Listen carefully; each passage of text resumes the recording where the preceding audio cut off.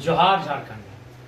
अभी सूचना मिली माननीय मुख्यमंत्री के नेतृत्व में विस्थापन आयोग, पुनर्वास आयोग का गठन हो गया है। इसके लिए सबसे पहले पूरे राज्यवासियों को शुभकामनाएं। विधानसभा मानसून सत्र अभी 3-4 दिन पहले ही समाप्त हुआ है। 28 तारीख को मानसून सत्र के अंतिम दिन गैर सरकारी संकल्प का विषय था, जिसमें मेरा विषय पुनर्वास आयोग और विस्थापन आयोग के गठन की मांग को लेकर था। विस्थापन और पुनर्वास आयोग के गठन की मांग को लेकर यूं तो सालों से कई माननीय सदस्य विधानसभा के पटल पर मांग को उठाते रहे हैं, आवाज को बुलंद करते रहे हैं, लेकिन इस बार माननीय भू राजस्व मंत्री श्री दीपक बिरुवा जी से मेरी जो विस्थापन को लेकर जोरदार बहस हुई, पूरे राज्य ने देखा और मैंने माननीय मंत्री महोदय से स्पष्ट कहा कि आप तिथि स्पष्ट बताइए कि विस्थापन और पुनर्वास आयोग का गठन 15 दिनों में करेंगे, 45 दिनों में करेंगे या 100 दिनों में करेंगे या 150 दिनों में करेंगे।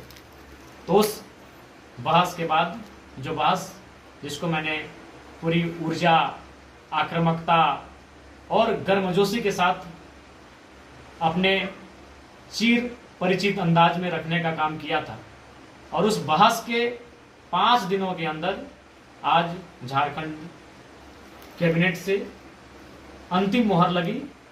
जो 25 वर्षों से मांग अधूरी पड़ी थी, विस्थापितों की मांग, विस्थापितों की आवाज, उस दिशा में सरकार ने पहल किया है। और इसके लिए मैं माननीय मुख्यमंत्री और माननीय विभागीय मंत्री को भी धन्यवाद देना चाहूंगा, साथ ही पूरे राज्य के जनमानस को शुभकामनाएं कि चलिए अंततः इस राज्य को विस्थापन और पुनर्वास आयोग के गठन का शुभ समाचार मिला। रूट हल्का सा राज्यवासियों को शुभकामनाएं, और साथ ही प्रवासी मजदूरों को भी पैकेज दिया गया, विशेष पैकेज दिया गया जो करोड़ों का पैकेज है। इस पर भी मैंने 3 बार विधानसभा में सवाल किया था, बहस किया था।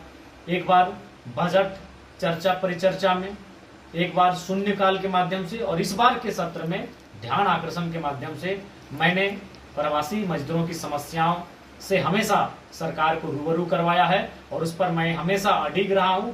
मैंने हमेशा जोरदार बहस किया है। तो कहीं ना कहीं, और मूल रूप से विधायक का काम यही होता है, सड़क बनाना।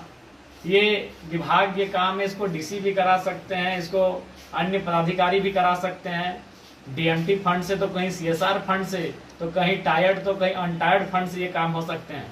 लेकिन विधायक का जो मूल काम होता है, विधेयक पर बहस करना, विधेयक पर चर्चा करना, विधेयक प्रेजेंट करना या फिर विधेयक बनाने के लिए सरकार को बाध्य करना।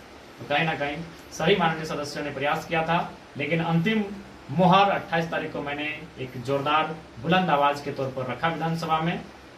और इस बार का जो बहस था वो विशेष इसलिए था क्योंकि इससे पहले जब विस्थापन पे बहस हुआ है तो माननीय सदस्य को कहीं ना कहीं विभाग के मंत्री संतुष्ट करवा लेते थे, माननीय अध्यक्ष भी बीच में इंटरफेयर करते थे और उनको कहीं ना कहीं संतुष्ट करवा लेते थे। लेकिन इस बार मैं अडिग रहा, मैं जिद्दी बन के रहा कि नहीं माननीय मंत्री महोदय, इस पर किसी प्रकार से अब टाल मटोल नहीं होगा। विस्थापन के नाम पर लोग सिर पे माथे पे गोलियां खा रहे हैं, रोज लोग लाठियां डंडे खा रहे हैं, जेलों में भरे जा रहे हैं, तो इस पर अब कोई समझौता नहीं होगा। आप स्पष्ट कहें विस्थापन नीति कब बनाएंगे। और अंततः जैसा कि समाचार मिल रहा है, विस्थापन आयोग, पुनर्वास आयोग का गठन किया जा चुका है। इसके लिए पुनः राज्यवासियों को शुभकामनाएं।